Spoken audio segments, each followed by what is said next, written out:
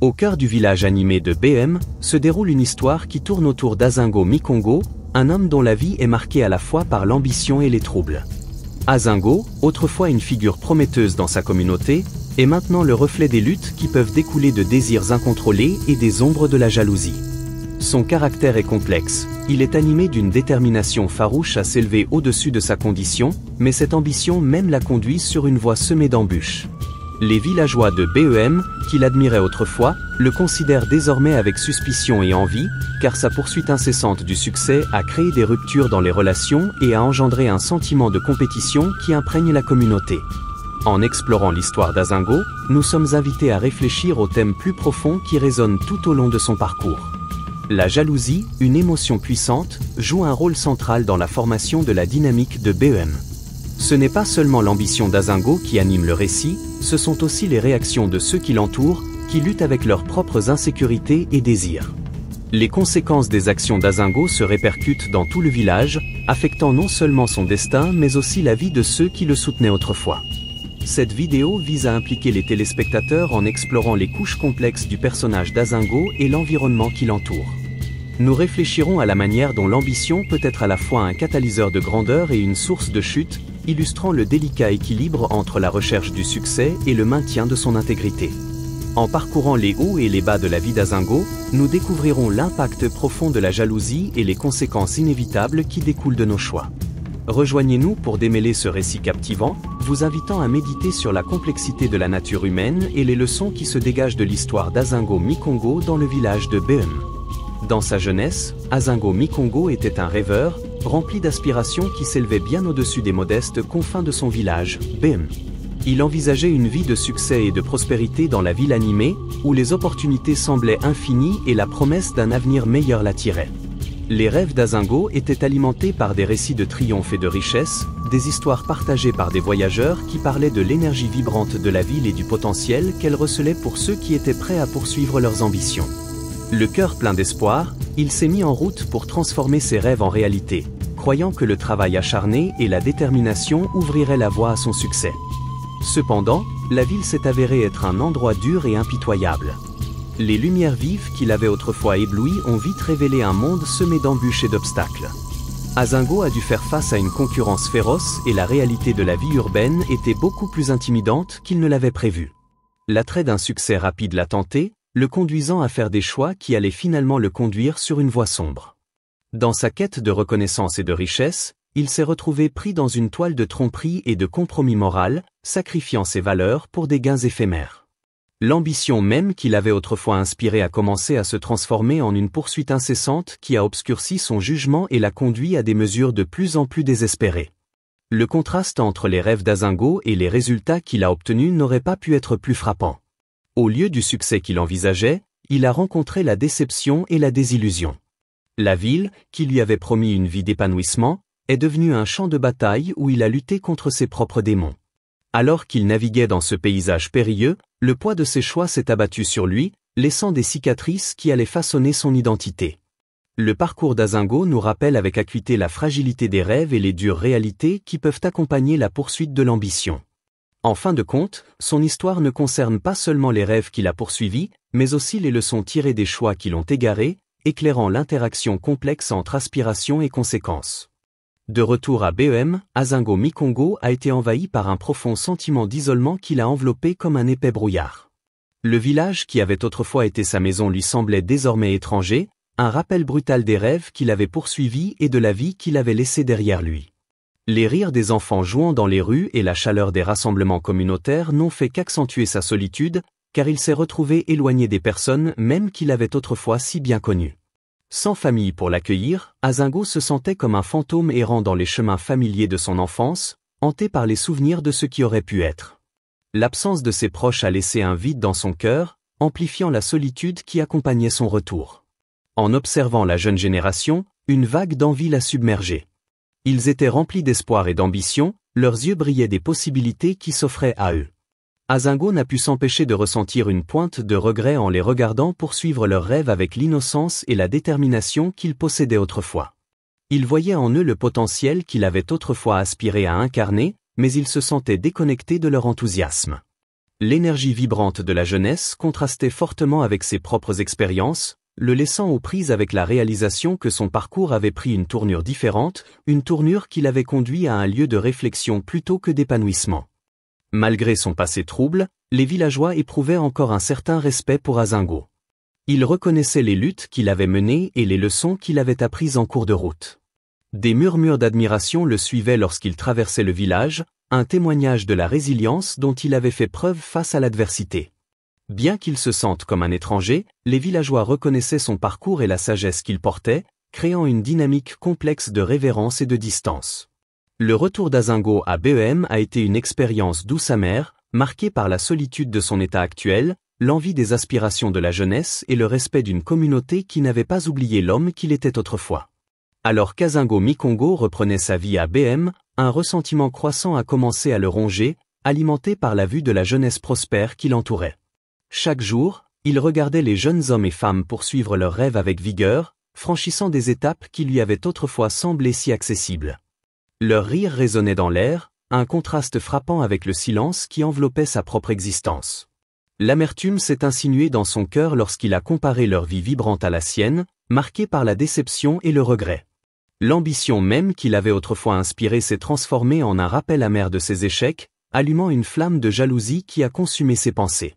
Cette jalousie s'est rapidement transformée en un désir de vengeance, alors qu'Azingo luttait contre l'idée qu'il avait été lésé par le destin. Il avait l'impression que l'univers avait conspiré contre lui, le privant du succès auquel il pensait avoir droit.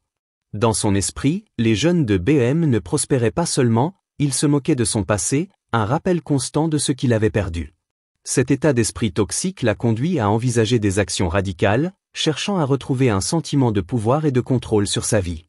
L'idée de vengeance est devenue une pensée enivrante, un moyen de rééquilibrer la balance et d'affirmer sa présence dans un village qui semblait avoir évolué sans lui.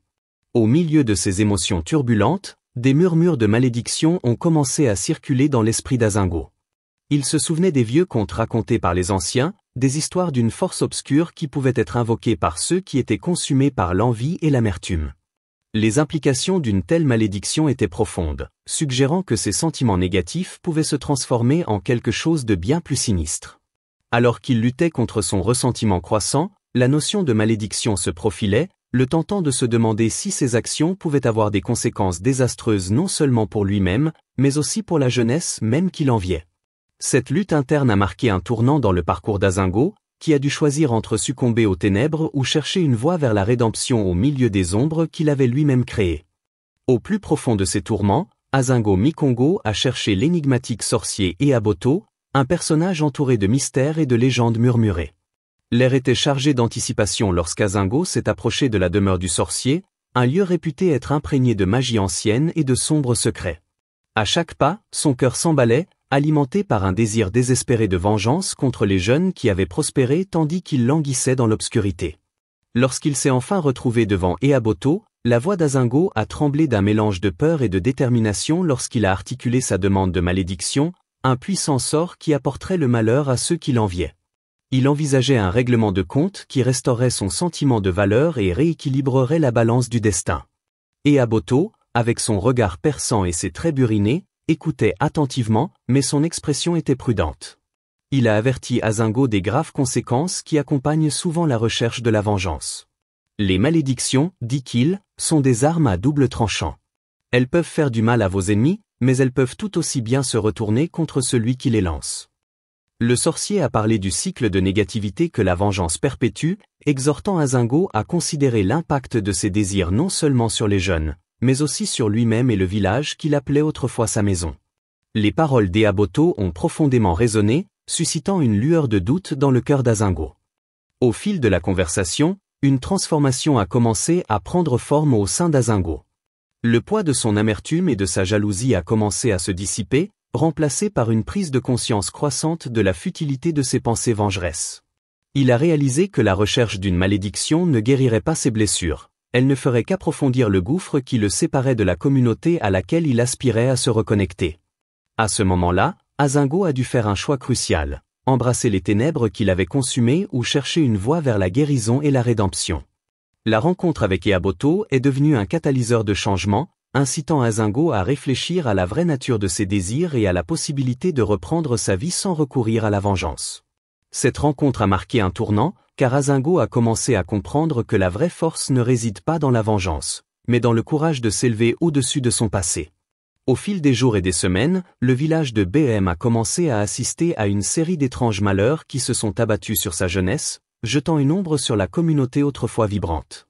Cela a commencé subtilement. Les récoltes d'un fermier prometteur se sont flétries de façon inattendue, les mains d'un artisan talentueux sont devenues maladroites, et un brillant élève s'est retrouvé incapable de se concentrer, échouant à ses examens malgré ses efforts diligents. Les rires qui remplissaient autrefois l'air ont été remplacés par des murmures de confusion et d'inquiétude. Les jeunes, qui avaient auparavant prospéré avec ambition et espoir, se sont retrouvés aux prises avec des revers inexplicables qui semblaient frapper sans prévenir. Le malaise croissant de la communauté était palpable. Les anciens se sont rassemblés pour discuter des événements inhabituels, les sourcils froncés d'inquiétude alors qu'ils échangeaient des théories sur la cause des malheurs. Certains ont supposé que le village avait irrité les esprits, tandis que d'autres pensaient que c'était un signe de malheur imminent. Cependant, quelques-uns ont commencé à faire le lien, se souvenant du récent retour d'Azingo et de l'amertume qui avait obscurci son cœur. Ils se sont demandé si ces sentiments de ressentiment s'étaient transformés en une malédiction, affectant la jeunesse même qu'il avait enviée. L'atmosphère à BEM est passée de la fête à l'appréhension, alors que les villageois cherchaient à comprendre la source des calamités qui s'étaient abattues sur leurs jeunes. Alors que les malheurs se poursuivaient, le lien entre les actions d'Azingo et les échecs des jeunes est devenu de plus en plus évident.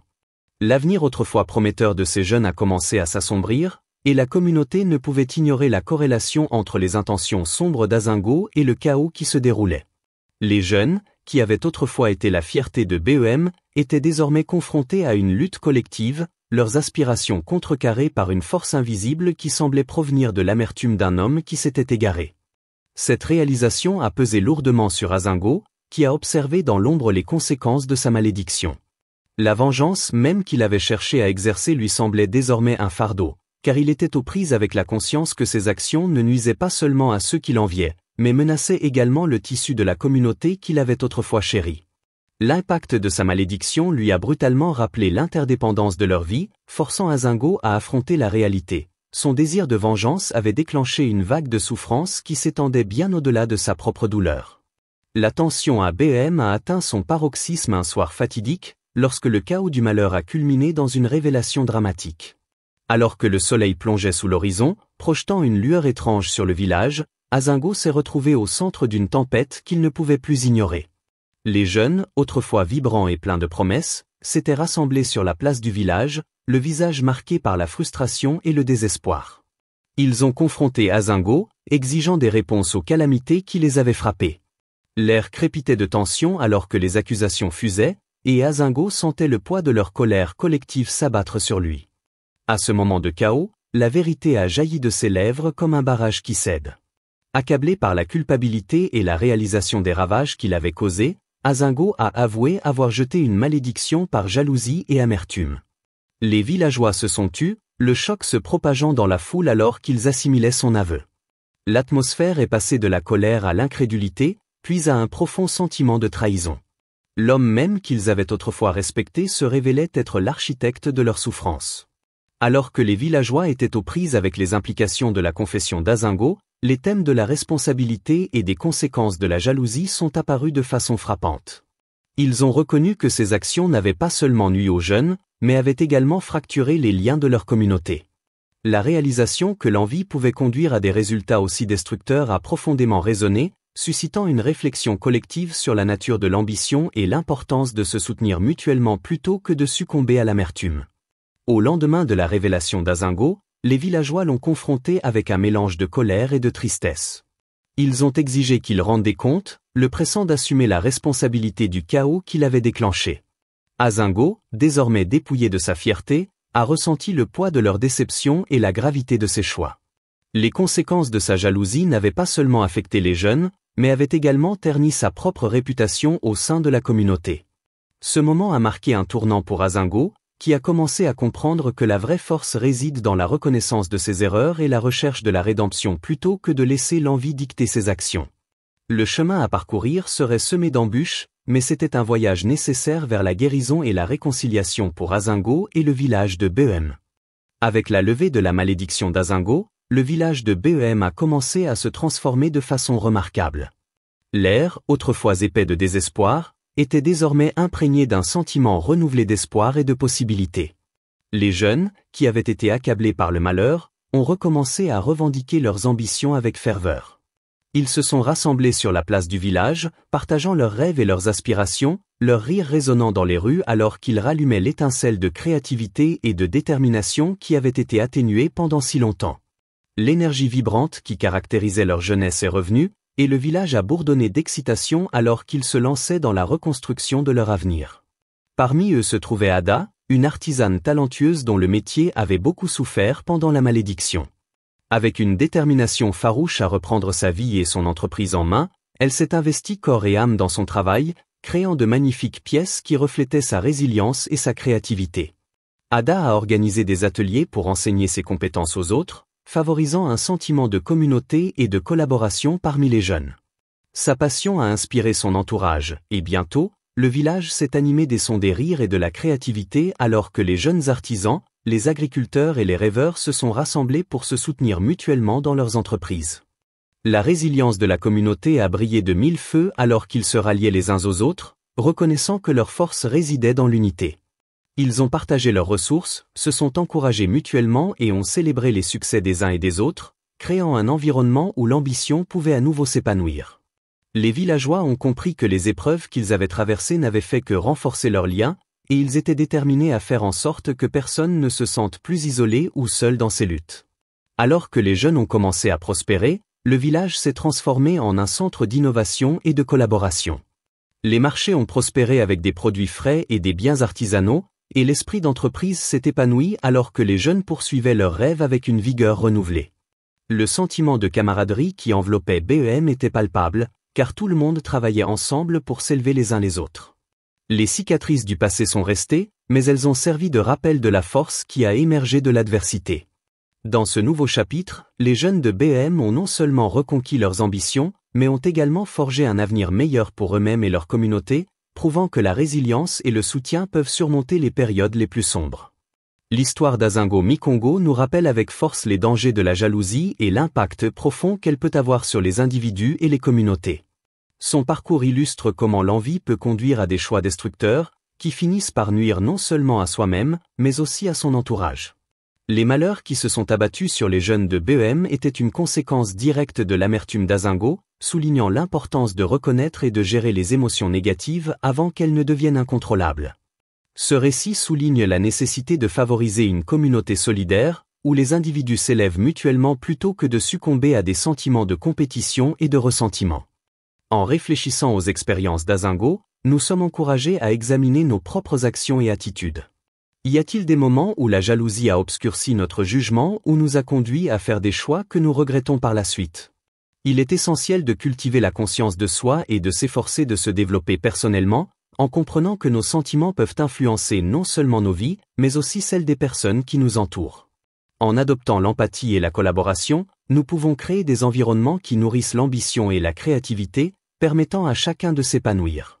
En partageant cette histoire, nous espérons inspirer les téléspectateurs à prendre ces leçons à cœur. Le parcours d'Azingo et des jeunes de Behem nous rappelle que si des défis peuvent survenir, c'est notre réaction à ces défis qui nous définit. En choisissant de nous soutenir mutuellement et en favorisant un esprit de communauté, nous pouvons surmonter l'adversité et construire ensemble un avenir meilleur. Si vous avez trouvé de la valeur dans l'histoire d'Azingo et les leçons qu'elle transmet, nous vous invitons à vous abonner à notre chaîne pour plus de contenu attrayant.